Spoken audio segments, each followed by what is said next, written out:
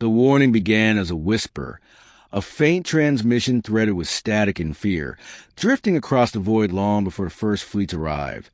But by the time anyone tried to decipher it, by the time they realized it carried the desperate last words of a dying species, the galaxy was already winding itself toward a mistake older civilizations had once sworn never to repeat. A mistake summed up in a single line spoken in a trembling voice: never corner humanity. Yet the message was archived, ignored, misinterpreted, and eventually buried under bureaucratic arrogance until it became nothing more than a rumor traded between smugglers and old spacers. And so, when the sovereign concordance turned its icy attention toward the Terran Protectorate, the galaxy simply watched, unaware that it was standing at the edge of a precipice, about to witness a truth it was never prepared to face. The first sign came in the form of an unnatural stillness, a silence across the diplomatic channels that even the most jaded ambassadors felt crawling along their spines. Because humanity had never been silent, humanity argued, shouted, negotiated, blazed across the stars with the noisy confidence of newcomers too stubborn to bow. But when the Concordance issued its ultimatum, accusing humanity of territorial violations, military expansionism, and the unforgivable crime of refusing to kneel, Earth did not answer, and the other species interpreted that silence as fear, not realizing it was something else entirely, something older, colder, forged through wars that had nearly ended the species long before they left their homeworld. Captain Eris Kalen of the Concordance flagship Veruin claimed she felt triumph rising through her bones as she watched the Terran border systems flicker on her tactical map.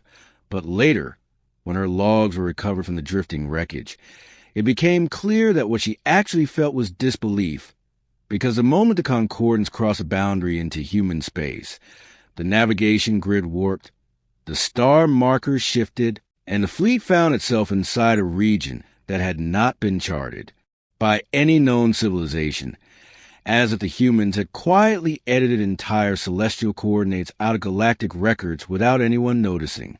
Ships vanished. Signals collapsed. Sensors returned impossible readings. And the few crew members who survived long enough to speak reported seeing shapes moving between the stars, mechanical shadows without signatures, silent constructs that flickered in and out of existence like predatory thoughts. But none of those reports were taken seriously until it was too late.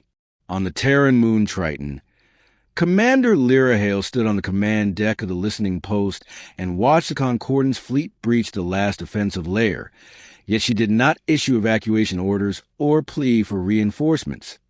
Instead, she whispered to her adjutant that the test had finally begun, and when the adjutant asked in confusion what test, Lyra only said that humanity had spent centuries preparing for someone arrogant enough to push them into a corner and force them to show the part of themselves they had sworn to bury. The Concordant attacked swiftly, surgically, disabling planetary infrastructure with precision strikes, sending down shock troopers to seize outposts while their capital ships encircled Mars and Earth. But it was on the mining world Vesta Prime where things first began to unravel, because when Concordance battalions landed, expecting frightened civilians and minimal resistance, they found an empty settlement, lights still on, food still warm, machinery still active, yet no heat signatures, no bodies, no signs of panic or flight. Only a single message carved by hand across a reinforced steel wall. You should have left us alone. Hours later, the battalion lost communication, and when a second squad was deployed to investigate, they found all the troops standing in neat rows on the landing strip, alive but motionless, staring at the sky with pupils dilated into black voids, their weapons laid at their feet, and not one of them could speak, as if something had hollowed out the language centers of their minds without leaving a single scratch. Meanwhile on Earth, deep beneath the crust in a region older than Protector itself, a sealed chamber began to unlock for the first time in recorded history, releasing a vibration so low it trembled to the mantle and resonated across the psychic bandwidth, triggering nightmares and telepaths thousands of light years away. Those who felt it described the sensation as the awakening of something patient, Something vast, something that had been waiting for humanity to be cornered, because only then, only when pushed to the edge of extinction, would the species allow itself to unleash what slumbered beneath its collective consciousness. The Concordants thought humanity was stalling, that the silence in their communications was a sign of desperation or cowardice, but in reality humanity was synchronizing, aligning defense networks, unsealing forgotten arsenals, activating old protocols older than their alliances, protocols that have been outlawed by every civilized species because the last time humanity used them during the final war on their homeworld, the oceans boiled, continents cracked, and billions died in a firestorm of quantum-tethered weapons that scarred the solar system so badly that even a millennium later the psychic echoes still lingered.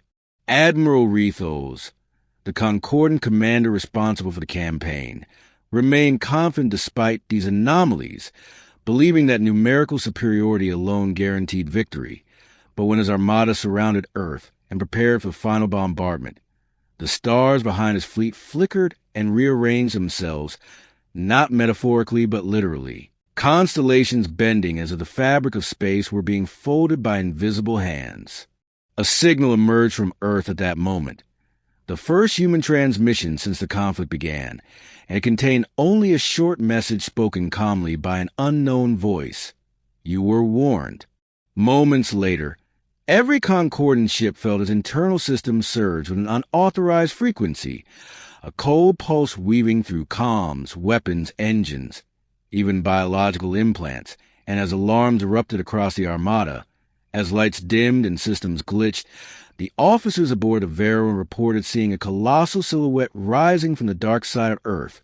Not a ship, not a station, but something like an ancient construct made of interlocking black plates, shifting like fluid metal, emitting no heat, no radiation, only a gravitational hum that felt like a heartbeat echoing through the void.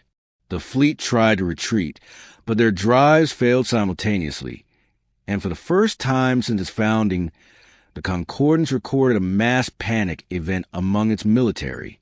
Back on Earth, Lyra Hale looked up at the sky and whispered that the choice had been taken from their hands, that humanity had tried to avoid this outcome for generations.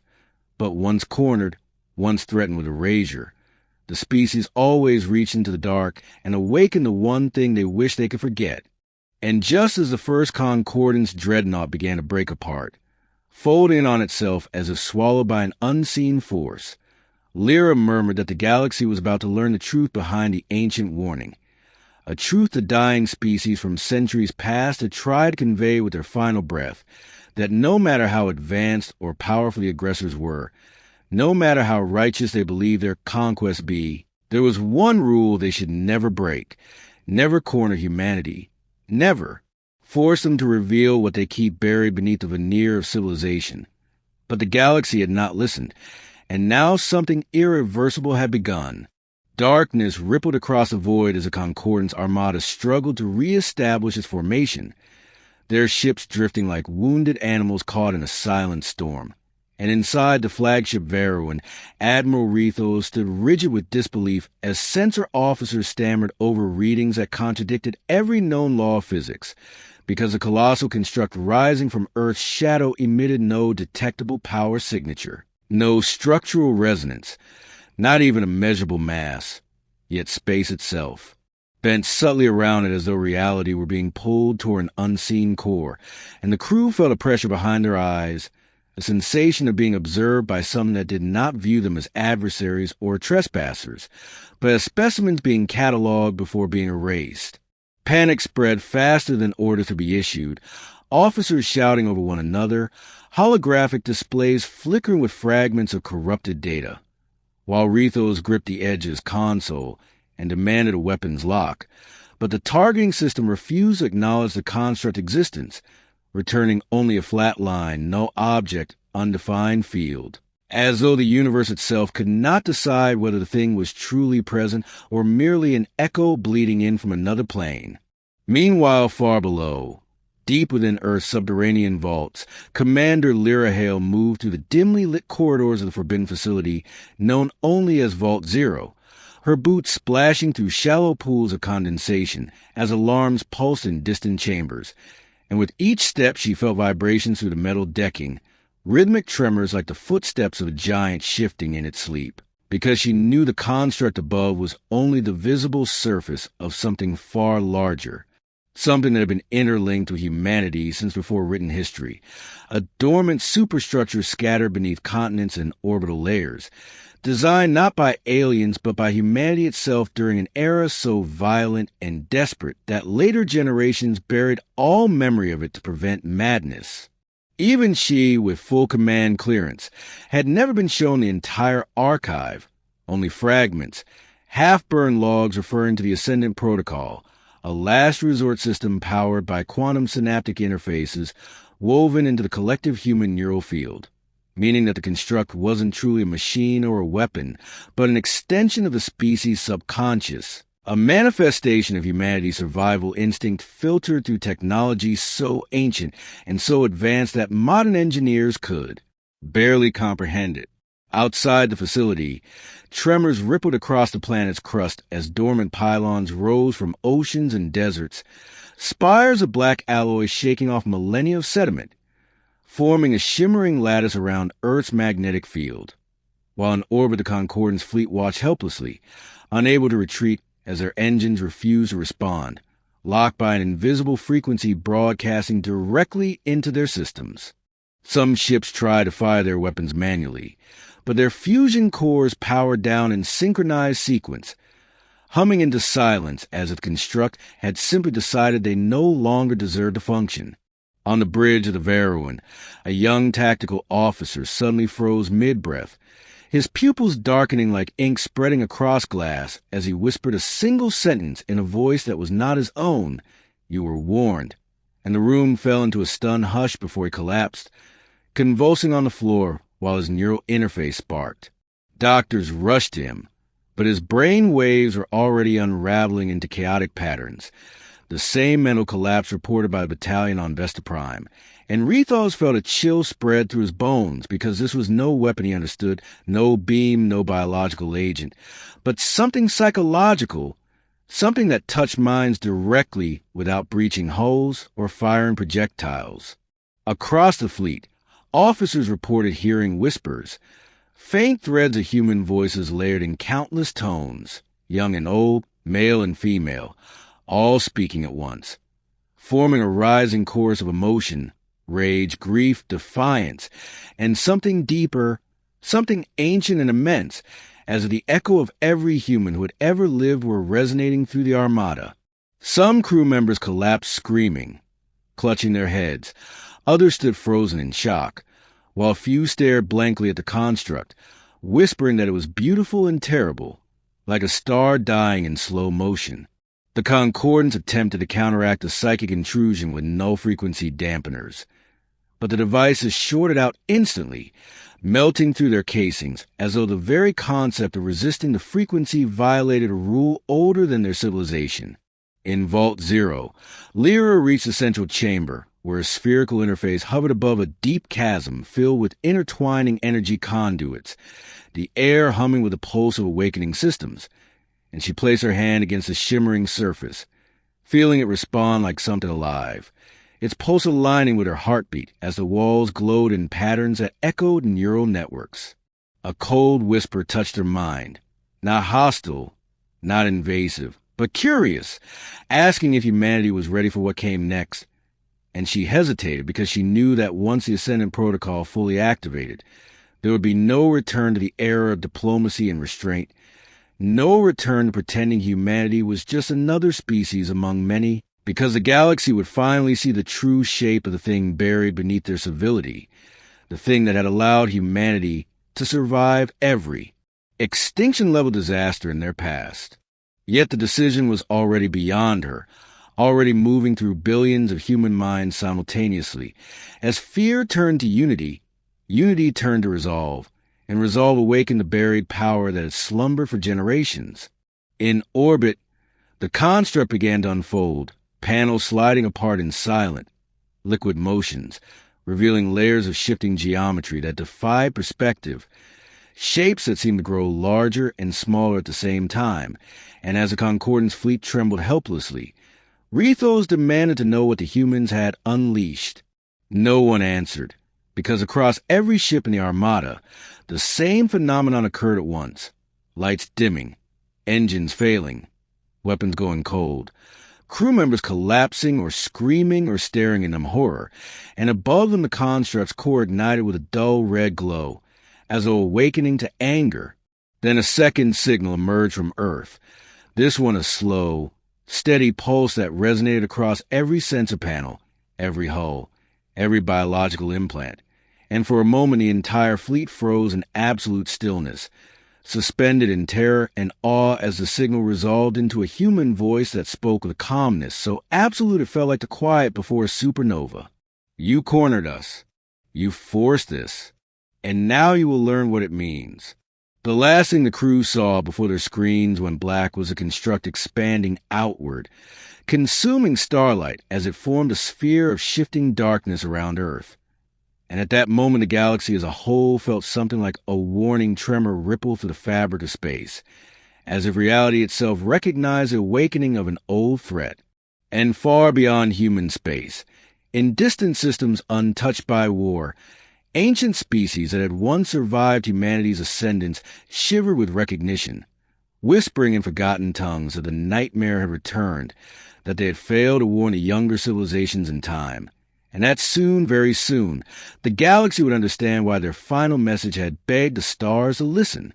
The sphere of shifting darkness around Earth continued to expand with slow, predatory inevitability, swallowing starlight and scattering gravitational harmonics that made the Concordance fleet's sensors scream in error, and inside the Veruan Admiral Rethos felt his throat tighten as the emergency lights flickered across the contorted faces of his crew, some collapsing in seizures, others frozen in silent terror, while few stared wide-eyed at the void as if witnessing something sacred in its horror. And Rethos forced himself to stand despite the tremor in his legs, demanding damage reports. That never came because communications panels only returned a single looping message in human script, a message that none of his linguists had encoded but all could read with impossible clarity, a message saying stand down, stand down, stand down, each repetition growing heavier until it felt carved into their bones. The Veruan's hull groaned as the sphere's gravitational pocket tightened, pulling at the bow like an invisible hand trying to peel it open, and Rethos staggered toward the viewport where he saw space itself distort into spirals of violet turbulence, as if the universe struggled to reject whatever construct was doing. But behind the chaos, he saw Earth glowing brightly, calmer than the Armada around it, as though the planet had accepted its fate and awaited the next strike. Meanwhile, far below, in Vault Zero, Commander Lyra Hale gasped as a shockwave of psychic pressure surged through the interface sphere, forcing her to her knees as visions flooded her mind. Glimpses of ancient humans standing among ruined landscapes, wielding technology that bent matter and mind, fighting enemies so vast their shadows stretched across continents. And she realized with dread that the Ascendant Protocol had not been created to defend humanity from external threats, but rather to restrain humanity itself from becoming something monstrous. The whispering voice inside the sphere shifted tone, no longer curious but urgent, warning her that the fleet above was attempting a desperate countermeasure, that a Concordance warbrain aboard the dreadnought Cyrex had initiated a reality-shifting cascade weapon, an experimental device meant to disrupt neural frequencies across planetary scales. And Lyra's blood ran cold because she knew such a weapon would not just kill humans. It would provoke the Ascendant system into full activation. State the archives are described only once, in a redacted log labeled Extinction-Level Divergence. In orbit, indeed, the Cyrex was powering up, its core pulsing with pale green light as the warbrain chanted in its synthetic monotone, cycling through calculations meant to destabilize human consciousness, and the crew surrounding it stood rigid as their implants synced involuntarily, turning them into conduits for the weapon's psychic echo. Rethos received the activation signal with horror, shouting for the dreadnought to abort. But his voice was swallowed by the rising hum of the weapon as the entire armada trembled under its expanding field, a sickly green haze spreading through the void like a bruise forming across space. The moment the haze touched the sphere around Earth, everything stopped. Every ship, every console. Every heart skipped a beat as the sphere pulsed once, twice, then detonated outward in a silent shockwave that did not destroy, but instead rewrote, resetting the green haze into harmless static that vanished instantly, leaving the dreadnought powerless and the war brain screaming inside its containment unit as its logic pathways dissolved under an incomprehensible countersignal. The fleet watched in stunned horror as the Cyrex's lights went dark, drifting lifelessly as the sphere around Earth crackled with crimson lightning, an unmistakable sign of escalation. And then Earth spoke again, this time not as a lone voice, but as billions braided into one, resonating with a calmness that made every sentient mind listening feel small. Humanity will not be erased. Humanity will not be silenced. You wish to know what we are. You will. Across the galaxy, ancient sensors built by species long extinct woke from dormancy, broadcasting warning fragments in long-dead languages, while civilizations on the far edges of mapped space halted in terror at the sight of space folding subtly around Earth, signaling the rise of a force they had prayed would remain buried forever. Back in Vault Zero, Lyra staggered her feet as the interface sphere descended toward her, its surface rippling like liquid glass, enveloping her hand as if choosing her, syncing her neural signature to a network so vast she felt galaxies drifting across her awareness before the system narrowed her perception, grounding her mind before she shattered from overload. Through the connection, she felt the desperation of Earth's billions, the fury, the grief, the unity forming like a storm front, and she knew that humanity had crossed a threshold where fear transformed into resolve, so intense it could warp technology designed to contain it. The sphere whispered again, this time more urgently, telling her that the Ascendant Protocol had entered its second phase, that the construct above was no longer simply a defensive system, but a cognitive engine preparing to make a decision no human or alien could reverse. In orbit, Rethos felt an overwhelming pressure behind his eyes as the human voice returned, echoing through the bridge. Not shouting, not threatening, but delivering a statement that chilled him more than any ultimatum could. You cornered us, and now you will face the consequence. The Veruin system surged, lights blindingly bright, alarms shrieking as the gravitational field twisted, pulling the ship toward the sphere as if humanity were drawing the armada closer, not to destroy them, but to show them something the Admiral sensed would shatter the foundations of their beliefs. And then the sphere parted, revealing a hidden interior, an impossible labyrinth of light and geometry, swirling like a living brain the size of a moon, and the Veruin drifted helplessly toward it, crew members screaming or praying or falling silent altogether, as Rethos realized that this wasn't a weapon designed to kill them. It was a revelation designed to change them. And as the Veruin crossed the threshold into the construct, reality bending like molten glass around it, the chapter closed with a final chilling whisper from every direction at once. You wish to understand humanity. Now you will. The moment the Veruin flagship crossed the threshold of the construct, reality thinned into a shimmering veil that stretched and twisted like molten glass, and Admiral Rethos felt his breath catch as the universe outside his viewport melted into spirals of fractured color that bent inward, not outward, as though space were collapsing into itself instead of expanding, and he staggered forward, gripping the edge of the console, while the crew around him gasped, screamed, or fell, silent in stunned paralysis, their minds unable to process what they were seeing because the interior of the construct was not a place but mind, a dimensional labyrinth woven from memories, possibilities, and ancient human consciousness layered atop one another like shifting continental plates. A low hum vibrated to the hull, resonating with bone-deep pressure that made Rethos feel like an intruder stepping on sacred ground. And as the ship drifted deeper, he saw vast corridors of light branching endlessly, each flowing with streams of symbols that flickered between alien languages and human script, as though the construct were translating its thoughts to them in real time. And a chill ran down his spine as he realized the construct was observing them, studying them, dissecting. Their intentions with precision so absolute it made the legendary Concordance intelligence networks feel like children's toys. Back on Earth, in Vault Zero, Lyra Hale's eyes glowed faintly with the sphere's light as she felt the Veruan fleet being drawn into the second chamber of the Ascendant Protocol, a place the sphere described only as the inflection layer, a region where minds could not hide behind biology or machinery, where intentions were stripped bare like exposed nerve fibers. And she cried out as she felt the echo of thousands of alien minds suddenly laid open within her awareness, their fear, their confusion, their guilt bleeding together into a storm of psychic noise, overwhelming her until she dropped to her knees, gripping her skull, while the sphere whispered steadying sequences to keep her consciousness from fragmenting.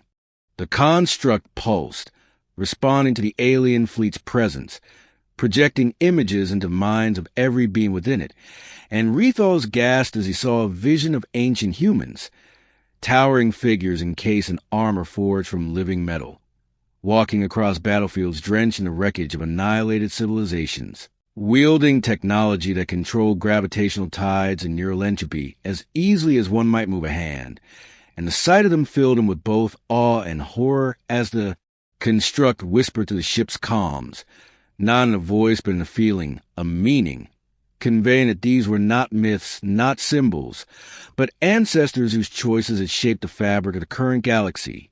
The vision shifted violently, showing the ascended humans facing an enemy that dwarfed even the Concordance, a cosmic intelligence whose form was never fully revealed, only implied through shadows that devoured starlight, and Rethos felt a spike of dread as he sensed the construct's warning that humanity had once walked the edge of becoming something like that enemy, something boundless and uncontrollable, and that the Ascendant Protocol had been created not only to defend humanity, but to restrain it from ascending again into a state the galaxy would not survive.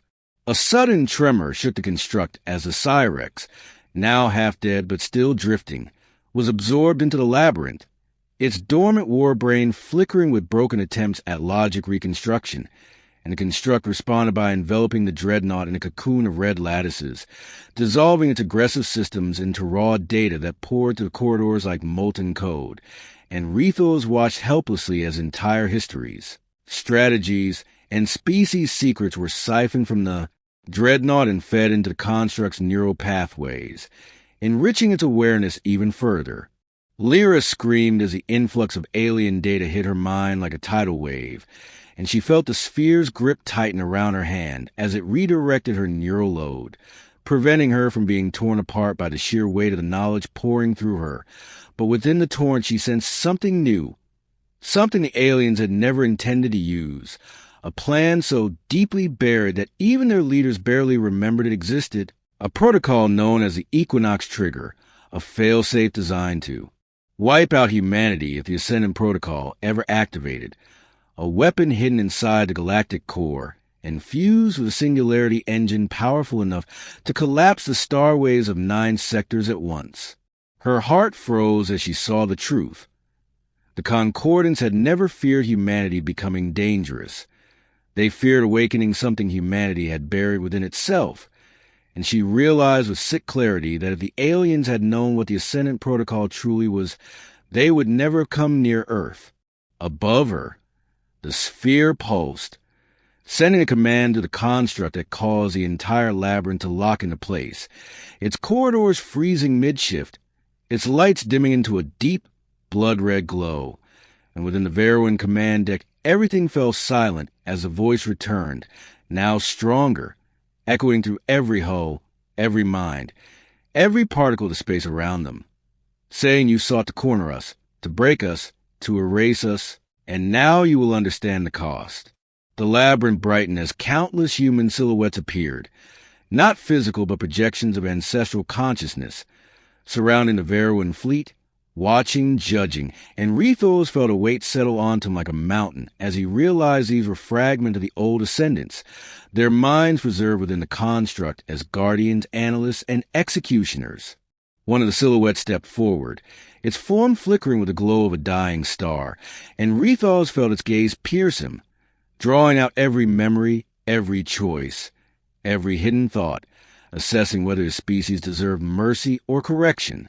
The construct thrummed as the analysis deepened, its awareness expanding outward across the galaxy as it scanned for any signs of further alien aggression, and for a moment it felt as though time itself held its breath, waiting for the verdict. And as the labyrinth began to rotate again, accelerating into patterns so complex Rethos felt his vision blur, the silhouette spoke with a voice that resonated through every mind at once. You believe you provoked a war. You did not. You awakened what your ancestors prayed would never rise again. Humanity's truth will be revealed, and when it is, everything you know will change forever. The ship lurched violently as the construct pulled the Veruan into its core chamber, and Rethos felt a terrifying certainty that whatever awaited him inside was not an attack, but revelation powerful enough to rewrite the galaxy itself. The construct's core chamber unfolded around the Veruan flagship like an ancient star blooming in reverse, revealing layer after layer of spiraling geometry that moved with the rhythm of a colossal heartbeat, and Admiral Rethos felt his mind stretch thin as the ship drifted into a vast chamber suspended in a sea of shimmering void, a place where light behaved like liquid and gravity pulsed in slow waves. Every shift sending tremors through the hull as though the universe itself were inhaling and exhaling. The human silhouettes that had surrounded the fleet dissolved into streams of luminous threads, weaving themselves into chamber walls, and Rethos sensed that these were memories merging with the core, preparing to reveal something no alien had ever been allowed to witness, something that even humanity had forgotten. As Lyra Hale stood in Vault Zero, the interface sphere encasing her arm up to the elbow, her heartbeat synced to the construct's pulse, and she felt the chamber preparing to open its final layer, a layer the sphere called the Archive of Becoming, a record not of what humanity had been, but what it could become when cornered, threatened, or pushed beyond the threshold of survival. She tried to breathe steadily as visions flickered through her mind, glimpses of distant futures, fractured possibilities, innumerable branches where humanity evolved into forms both glorious and terrifying, and she felt her stomach twist as she realized the Ascendant Protocol had been built not to prevent these futures, but to choose one. The Veruan flagship jolted violently as the chamber's inner lattice ignited, sending rings of light spiraling outward, each carrying fragments of human history, encoded in gravitational ripples. And Rethos watched helplessly as the ship's hull turned translucent, revealing the crew's silhouettes like ghosts caught inside a lantern. The construct then projected a single image into every mind present, a human child standing at the center of a scorched world, holding a fragment of broken armor glowing with starlight, and behind her loomed a colossal shape of impossible proportions, a being forged of shadow and gravitational fractures, a remnant of the ancient enemy humanity had once fought. Rethos felt terror coil in his chest as the construct explained without words that the Ascendants had nearly become this creature, this cosmic intelligence hungry for expansion, capable of rewriting stars simply to watch how they change, and that the protocol had been created as both shield and chain, binding humanity within limits until the day they were needed again. Lyra gasped as the sphere fed her the final truth. The aliens had not attacked out of malice alone. They had acted out of ancestral terror passed down through civilizations that had barely survived the last time humanity approached ascendance, and though the modern humans had forgotten their own history, the galaxy had not. The sphere tightened its grip, sending electric warmth through her body as the construct's final message formed across the chamber, its meaning like a bell tolling across time. Humanity rises when cornered, but this time we will choose what we rise into. In orbit, the Veruan flagship was lowered toward a glowing platform at the chamber center, and Rethos staggered as gravity inverted, pulling him weightless for a heartbeat before slamming him back down, the ship's structure resonating with deep, bone-shaking vibrations as the platform scanned the vessel, reading every element of their biology, their technology, their history, exposing every truth they had ever buried. A blinding white flare consumed the chamber, forcing Rethos to shield his eyes until the light dimmed enough for him to see. And when he looked again, the Veruin were no longer aboard a ship, but standing on the platform itself, their vessel reduced to dust-like particles drifting upward like motes of ash, and across from them stood a single human figure. Lyra, though not the Lyra of flesh and bone, but a projection woven from quantum threads. Her eyes glowed with a full awareness of the Ascendant Protocol. She spoke with a voice layered with countless harmonics, each echo carrying the weight of billions. You feared what we were. You feared what we could become. Now you will witness what we choose to be. Her image lifted a hand, and the chamber dissolved into a panoramic vision of the galaxy. Every star, every empire, every warfront laid bare, and Rethos felt his knees weaken as the construct revealed a branching map of futures. Some where humanity became a scourge that consumed entire sectors. Some where humanity fell into extinction under its own evolution, and others, rare but luminous, where humanity became the stabilizing force that ended millennia of conflict and ushered the galaxy into an era of unprecedented unity. The protocol pulsed, selecting threads of possibility with pinpoint precision, and Lyra felt her mind burning with the strain of containing it, her physical body shaking in Vault Zero as blood ran from her nose, and the sphere's light crawled across her veins like living fire. The construct made its choice.